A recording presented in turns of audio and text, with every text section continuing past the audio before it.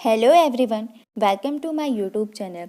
इस वीडियो में हम एक न्यू सब्जेक्ट स्टार्ट करने जा रहे हैं जिसका नाम है आपका स्ट्रेंथ ऑफ मटेरियल्स या फिर मैकेनिक्स ऑफ सॉलिड। ठीक है, इसको या तो हम मॉस बोलते हैं या आपका स्ट्रेंथ ऑफ मटेरियल्स बोलते हैं या इसको सॉलिड मैकेनिक्स के नाम से भी जाना जाता है। सॉलिड मैकेनिक्स का एक पार्ट है जिसको स्ट्रक्चरल मैकेनिक्स के नाम से भी जाना जाता है। ठीक है, तो इसमें हम देखते हैं कि सॉलिड मैकेनिक्स आपका जो क्या होता है। सॉलिड मैकेनिक्स आपका मैकेनिक्स की वो ब्रांच है जिसमें हम सॉलिड के बिहेवियर के बारे में स्टडी करते हैं। ठीक है, जो आपका सॉलिड मैकेनिक्स होता है इसका क्या है, आपका दो पार्ट है। ठीक है, इसमें हम क्या करते हैं, सॉलिड मैकेनिक्स जो हम लोग स्टडी करते हैं उसमें हम क्या करते हैं, किसी भी मटेरियल्स के या फिर सॉलिड्स के, ठीक है, सॉलिड्स के बिहेवियर के बारे में स्टडी करते हैं। ठीक है, तो सपोज आपके पास क्या है, एक बॉडी है मान लीजिए। ठीक है, सपोज मेरे पास क्या है यहाँ पे, सपोज मेरे पास क्या क्या है यहाँ पे, एक बॉडी है। ठीक है, एक बॉडी है और इस पर क्या आ रहा है, P अमाउंट का लोड आ रहा है। इस बॉडी पे P अमाउंट का क्या आ रहा है, लोड आ रहा है। इस बॉडी पे P अमाउंट का लोड आ रहा है। तो उस टाइम हम लोग देखते हैं कि इस पर P अमाउंट का लोड लगाने पर इस पे दो केस पॉसिबल होता है। ठीक है, इस बॉडी पे अगर मैं P अमाउंट का लोड लगाऊंगी तो इस पे मेरा दो केस पॉसिबल होगा, पहला केस आपका और ये आपका दूसरा केस। ठीक है, तो फर्स्ट केस में क्या होता है कि जब मैं इस बॉडी पे लोड लगाऊंगी, ठीक है, इस बॉडी पे लोड लगाऊंगी तो इस बॉडी में कोई भी डिफॉर्मेशन नहीं आएगा। तो ये मेरा पहला केस कहलाएगा, जो किस में आता है, इंजीनियरिंग मैकेनिक्स में आता है। ठीक है, जो किस में आता है, आपका इंजीनियरिंग मैकेनिक्स में। वहीं मैं स्ट्रेंथ ऑफ मटेरियल्स की बात करूं तो सपोज मेरे पास एक बॉडी है, ठीक है, और इस पे मैंने क्या किया, P लोड अप्लाई किया। P लोड अप्लाई करने के बाद इस बॉडी में क्या हो, ये बॉडी आपका क्या होता है, यहाँ पे ऐसे डिफॉर्मेशन आ जाएगा। तो इस डिफॉर्मेशन बॉडी का हम लोग जिसमें स्टडी करते हैं वो सब्जेक्ट आपका कहलाता है स्ट्रेंथ ऑफ मटेरियल्स। ठीक है, तो इसमें बॉडी में डिफॉर्मेशन आने के कारण बॉडी का शेप चेंज होगा, इसमें बॉडी का शेप चेंज नहीं होगा। ठीक है, और इसमें कोई भी डिफॉर्मेशन नहीं आएगा, इसमें आपका डिफॉर्मेशन आएगा।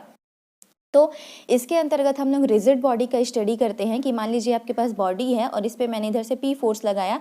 ये दो इस बॉडी के क्या है, पार्टिकल्स हैं। तो इन दोनों जब लोड लगाएंगे तो इन दोनों पार्टिकल्स के डिस्टेंस में कोई भी चेंजेस नहीं आएगा। और इस बॉडी में हम लोग वेलोसिटी और एक्सलेरेशन कैलकुलेट करेंगे। तो ये हम लोग पढ़ते हैं इंजीनियरिंग मैकेनिक्स में। वहीं इस बॉडी में जैसे ही हम लोड लगा रहे हैं तो इसमें क्या हो रहा है, इस बॉडी में लोड लगा रहे हैं तो मान लीजिए इसमें भी आपके दो पार्टिकल हैं। ठीक है, इसमें आपके क्या है, दो पार्टिकल हैं और इसमें लोड लगाने से ये दोनों पार्टिकल का डिस्टेंस, जो बीच का डिस्टेंस है वो चेंज हो जा रहा है। मतलब बॉडी के बीच का डिस्टेंस चेंज हुआ, मतलब बॉडी का शेप चेंज हुआ। तो एक्सटर्नल लोड के कारण, किसके कारण, जो एक्सटर्नल लोड P अप्लाई किए उसके कारण इसका शेप और चेंज हो गया और बॉडी डिफॉर्म हो गई। तो इसका स्टडी जो हम लोग करते हैं वो हम लोग स्ट्रेंथ ऑफ मटेरियल्स के अंदर करते हैं। और हमारा टॉपिक है, आज का जो सब्जेक्ट है हमारा, वो यही हम लोग पढ़ने जाएंगे, स्ट्रेंथ ऑफ मटेरियल्स। ठीक है, तो चलिए आगे देखते हैं।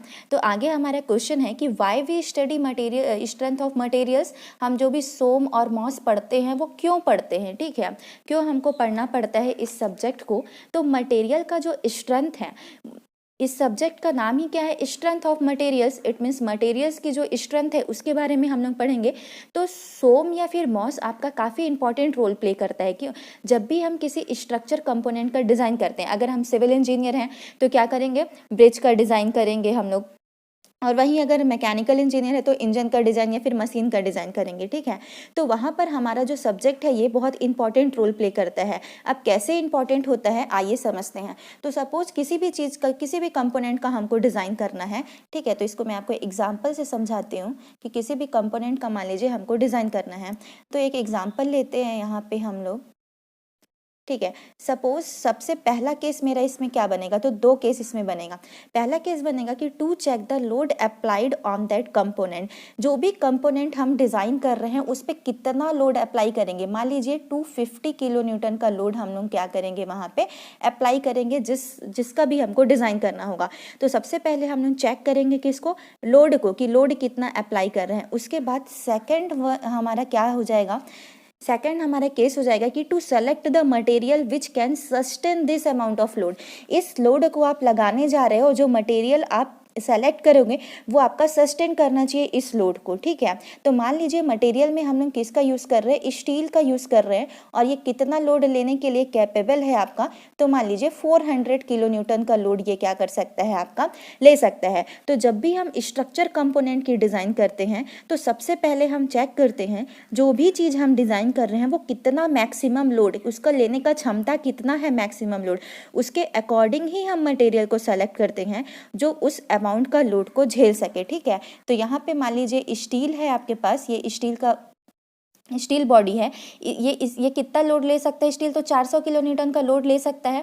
और इस पे मान लीजिए मैंने लोड अप्लाई किया, यहाँ पे कितना लोड मैं अप्लाई करने वाली हूँ इसमें 250 किलो न्यूटन, ये 250 किलो न्यूटन के लोड को अप्लाई किया, इसका कैपेसिटी था कि ये 400 किलो न्यूटन का लोड ले सकता है, तो ले सकता था 400 का, अप्लाई किया 250, तो इस केस में ये क्या हो जाएगा आपका बॉडी सेफ है, ठीक है, आपका सेफ है, इसमें कोई भी फेलियर नहीं आएगा। वहीं अगर मैं यहाँ पे 250 की जगह क्या करूँ 500 किलो न्यूटन का लोड अप्लाई कर दूं। अब इस स्टील के बॉडी को मैंने डिज़ाइन किया था 400 किलो न्यूटन का लोड लेने के लिए, और मैं एक्सटर्नल लोड इस पे अप्लाई कर दे रही हूँ 500 किलो न्यूटन का, तो उस टाइम मेरा जो मटेरियल है वो क्या हो जाएगा, फेल हो जाएगा, ठीक है। इस टाइम जो हमारा मटेरियल है वो क्या हो जाएगा, फेल हो जाएगा, ठीक है। तो इसीलिए हम लोग क्या करते हैं, स्ट्रेंथ किसी भी चीज़ का क्या होता है, किसी भी चीज़ का क्षमता लेने की कैपेसिटी। तो एक जो सिविल इंजीनियर जब स्ट्रक्चर की डिज़ाइन करता है तो उसको पता होना चाहिए जो भी मटेरियल वो यूज़ कर रहा है वो कब फेल होगा।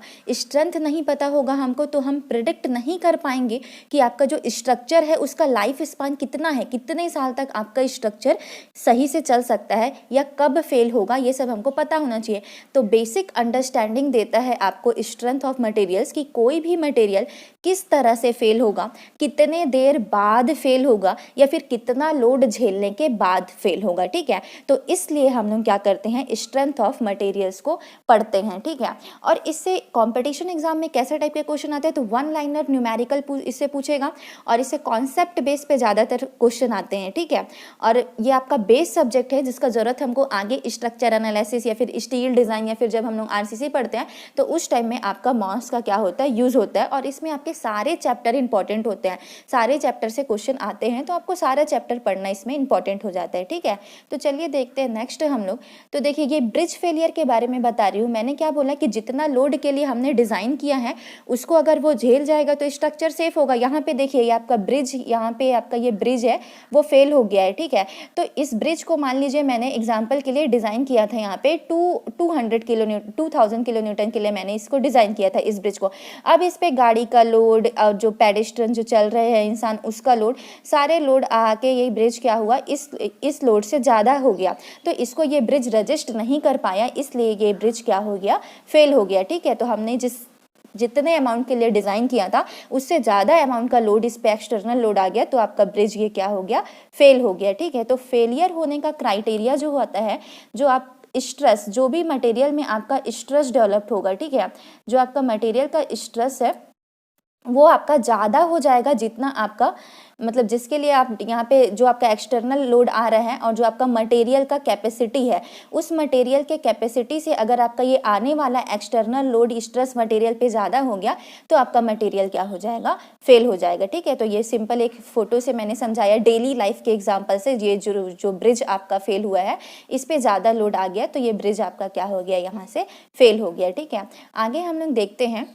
Definition of strength of materials. अब स्ट्रेंथ ऑफ मटेरियल्स के हम डेफिनेशन की बात करें तो स्ट्रेंथ ऑफ मटेरियल्स सो या फिर mechanics of solid mass deals with the mechanical behaviour such as. तो किसके बारे में हम लोग इसमें डील करते हैं, मैकेनिकल बिहेवियर के बारे में हम लोग इसमें पढ़ते हैं, ठीक है। तो mechanical behaviour such S stress के बारे में पढ़ेंगे, स्ट्रेंथ के बारे में पढ़ेंगे, कितना एनर्जी स्टोर्ड है, स्ट्रेन एनर्जी इसके बारे में पढ़ेंगे, टेनिसिटी के बारे में पढ़ेंगे, हाई टेंशन के बारे में, एक्सपांसिव कितना हो रहा है मटेरियल में, कॉन्ट्रैक्टिव कितना हो रहा है, ये सारे मटेरियल्स के बिहेवियर के बारे में हम इसमें स्टडी करेंगे। और स्पेशली जो मेटल इसका एग्जांपल है हम लोग जो इसमें पढ़ते हैं वो हमारा क्या हो जाता है, स्टील का यूज़ हम लोग करते हैं, ठीक है। तो ये चीज़ हम लोग आगे पढ़ने वाले हैं, ठीक है। तो एक बार मैं हमारे सिलेबस का ओवरव्यू दे देती हूँ आपका कि हम लोग क्या क्या पढ़ने वाले हैं। तो हमारा फर्स्ट जो चैप्टर है वो क्या होगा, तो जो हम लोग इसमें पढ़ेंगे हमारा फर्स्ट चैप्टर होगा स्ट्रेस एंड स्ट्रेन के बारे में पढ़ेंगे। टाइप्स ऑफ स्ट्रेस पढ़ेंगे, टाइप्स ऑफ स्ट्रेन पढ़ेंगे, ठीक है। सिंपल हम लोग किसके बारे में पढ़ेंगे, स्ट्रेस एंड स्ट्रेन के बारे में पढ़ेंगे। इसमें हम लोग हुक्स लॉ देखेंगे, माइल्ड स्टील का स्ट्रेस स्ट्रेन कर्व देखेंगे और भी कुछ मटेरियल्स के डेफिनेशंस वगैरह हम लोग इस चैप्टर में पढ़ेंगे। नेक्स्ट चैप्टर हमारा होगा प्रिंसिपल स्ट्रेस एंड स्ट्रेन। तो जब प्रिंसिपल स्ट्रेस एंड स्ट्रेन के बारे में पढ़ेंगे तो प्रिंसिपल स्ट्रेस एंड स्ट्रेन क्या होता है ये देखेंगे। इस पे आपका मोहर सर्कल के बारे में हम स्पेशली इस चैप्टर में क्या पढ़ेंगे, मोहर सर्कल के बारे में। प्रिंसिपल स्ट्रेस कैलकुलेट करेंगे, मैक्सिमम प्रिंसिपल स्ट्रेन कैलकुलेट करेंगे, शियर स्ट्रेन कैलकुलेट करेंगे इस चैप्टर में, ठीक है। देन हमारा नेक्स्ट चैप्टर क्या होगा, shear force and bending moment. तो shear force and bending moment में हम लोग क्या करते हैं, मान लीजिए आपके पास सिंपली सपोर्टेड बीम है, ठीक है। तो इस पे कितना रिएक्शन आ रहा है, वर्टिकल रिएक्शन RA या फिर RB, ये सब हम लोग इस पे कैलकुलेट करेंगे। इसका हम लोग क्या करेंगे, शियर फोर्स डायग्राम पढ़ेंगे, ठीक है। इसमें हम लोग क्या शियर फोर्स डायग्राम देखेंगे, देन इसका बेंडिंग मोमेंट डायग्राम, ये सब एनालिसिस करेंगे हम लोग। Shear force and bending moment का जो चैप्टर है उसमें हम लोड के बारे में देखेंगे कि इस लोड लगने से कितना रिएक्शन ये आ रहा है और शियर फोर्स और बेंडिंग मोमेंट पूरा इसमें हम लोग कैलकुलेट करेंगे। देन नेक्स्ट चैप्टर हमारा हो जाएगा bending stress distribution. Bending stress distribution में हम क्या करेंगे कि किसी भी बीम में बेंडिंग के कारण उस पर स्ट्रेस का डिस्ट्रीब्यूशन कैसा हो रहा है उसको हम लोग डिटेल में पढ़ेंगे इस चैप्टर में, ठीक है। नेक्स्ट चैप्टर हमारा हो जाएगा शियर स्ट्रेस डिस्ट्रीब्यूशन। तो शियर का शेप कैसा होता है, पैराबोलिक डिस्ट्रीब्यूशन होता है। ये सब हम लोग डिफरेंट शेप के मटेरियल के हिसाब से, जैसे आई सेक्शन हो गया, टी सेक्शन हो गया, उसके हिसाब से हम लोग क्या करेंगे, यहाँ पे शियर स्ट्रेस का डिस्ट्रीब्यूशन देखेंगे, ठीक है। और नेक्स्ट यूनिट हमारा हो जाएगा स्लोप डिफ्लेक्शन। तो स्लोप डिफ्लेक्शन की बात करूँ तो स्लोप डिफ्लेक्शन में हम लोग क्या देखेंगे, ठीक है। स्लोप डिफ्लेक्शन में हम लोग क्या देखेंगे यहाँ पे कि जब भी किसी बीम पे हम लोड अप्लाई कर रहे हैं, ठीक है, मान लीजिए ये बीम है, इस पे हम लोग क्या कर रहे हैं, P अमाउंट का लोड अप्लाई कर रहे हैं, तो यहाँ पे ये बीम कितना डिफ्लेक्ट हुआ देखेंगे और कितने एंगल से डिफ्लेक्ट हुआ। तो ये जो एंगल बनेगा थीटा, ये आपका स्लोप कहलाएगा। और यहाँ पे जो डेल अमाउंट आएगा, ठीक है, जैसे मान लीजिए आपके पास क्या है, कैंटिलीवर बीम है, यहाँ पे मैंने लोड अप्लाइड किया P, तो ये कुछ इस तरीके से यहाँ से फिक्स है, तो ऐसे डिफॉर्मेशन होगा। तो ये कितने एंगल से डिफ्लेक्ट हुआ थीटा, ये फाइंड करेंगे, और कितने डिस्टेंस पे हुआ इसको क्या बोलेंगे हम लोग, डिफ्लेक्शन बोलेंगे। तो ये मैक्सिमम डिफ्लेक्शन, इस डिस्टेंस को यहाँ से डिफ्लेक्शन फाइंड आउट करेंगे और कितने डिग्री पे ये आपका डिफ्लेक्ट हुआ, ये थीटा, ये हम लोग इस चैप्टर में क्या देखेंगे, स्लोप फाइंड आउट करेंगे, ठीक है। नेक्स्ट हमारा चैप्टर हो जाएगा स्ट्रेन एनर्जी। स्ट्रेन एनर्जी में हम लोग क्या पढ़ेंगे, तो इसमें हम लोग डिफरेंट टाइप ऑफ ग्राफ पढ़ेंगे, ठीक है। आपका इस टाइप सब इलास्टोप्लास्टिक ग्राफ होगा, देन आपका प्योर इलास्टिक ग्राफ होगा, या आपका प्योर प्लास्टिक ग्राफ होगा। तो इस टाइप से हम लोग क्या करेंगे, डिफरेंट टाइप्स के ग्राफ्स हम लोग स्ट्रेन एनर्जी वाले चैप्टर में पढ़ते हैं, ठीक है।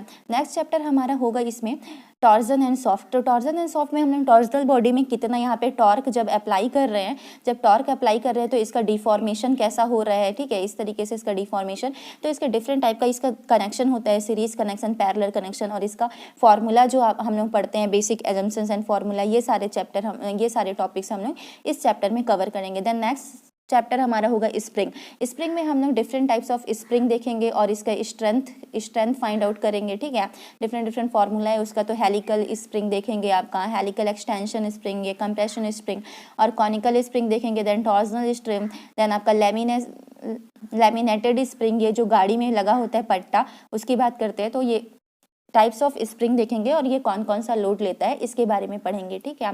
नेक्स्ट चैप्टर हमारा होगा कॉलम एंड स्ट्रट। तो कॉलम एंड स्ट्रट में हम लोग देखेंगे कि इफेक्टिव लेंथ ऑफ कॉलम कैसे कैलकुलेट करते हैं, ठीक है। तो इस चैप्टर में हम मेनली क्या क्या पढ़ेंगे कि इफेक्टिव लेंथ ऑफ कॉलम कैसे कैलकुलेट करेंगे, किसको हम लोग स्ट्रट बोलते हैं, कौन सा आपका टेंशन मेंबर, कंप्रेशन मेंबर होता है, इस टाइप से हम लोग इसमें कॉलम एंड स्ट्रट में एनालिसिस करेंगे। कॉलम को डिजाइन करेंगे यूलर्स मेथड से, रैंकाइंस मेथड से, डिफरेंट मेथड से कॉलम को डिजाइन करेंगे, देन एनालिसिस करेंगे, ठीक है। देन हमारा नेक्स्ट चैप्टर क्या हो जाएगा, नेक्स्ट आपका थिन सिलेंडर एंड स्फीयर के बारे में पढ़ेंगे। तो ये थिन सिलेंडर में कौन कौन सा स्ट्रेस डेवलप हो रहा है, मेरिडोनल स्ट्रेस, हुप स्ट्रेस, ये सारे के बारे में हम लोग स्टडी करेंगे इस चैप्टर में, ठीक है। कि आपका थिन सिलेंडर के बारे में पढ़ेंगे, थिक सिलेंडर के बारे में पढ़ेंगे, स्फीयर के बारे में पढ़ेंगे, ठीक है। और डिफरेंट टाइप के जो लॉन्गिट्यूडनल ट्रांसवर्स स्ट्रेस होगा वो सारा स्टडी हम लोग करेंगे थिन सिलेंडर एंड स्फीयर में, ठीक है। तो ये हमारा मैंने क्या किया, आपको एक ओवरव्यू दिया है सिलेबस का। आगे नेक्स्ट लेक्चर से हम लोग एक एक पार्ट करके कंप्लीट करते जाएंगे, एक एक चैप्टर करके, ठीक है। और न्यूमेरिकल्स भी देखेंगे चैप्टर कंप्लीट होने के बाद, ऑब्जेक्टिव क्वेश्चन भी देखेंगे डिफरेंट टाइप के कि एग्जाम में कैसे कैसे क्वेश्चन पूछे जाते हैं, ठीक है। तो ये हमारा हो गया इंट्रोडक्शन, आपको समझ में आ गया होगा आई होप कि हम लोग क्यों पढ़ते हैं, मैकेनिक्स ऑफ सॉलिड्स क्यों पढ़ते हैं, सोम क्यों पढ़ते हैं, हम लोग समझ में आ गया होगा। और सोम और आपका इंजीनियरिंग मैकेनिक्स में क्या डिफरेंस होता है ये आपको समझ में आ गया होगा, ठीक है। तो आज के लिए इतना ही, थैंक यू।